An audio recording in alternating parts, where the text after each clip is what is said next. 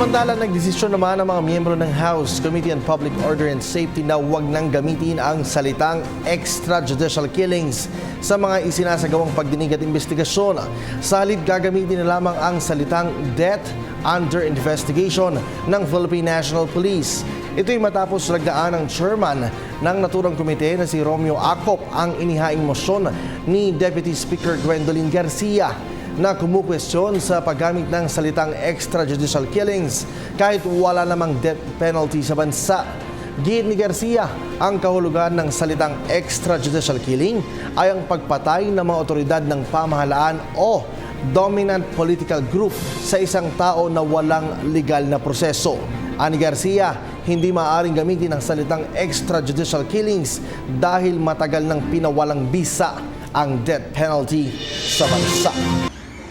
Ako po si Cathy San Gabriel. Subscribe na sa PTV YouTube channel. I-click lang po ang subscribe button.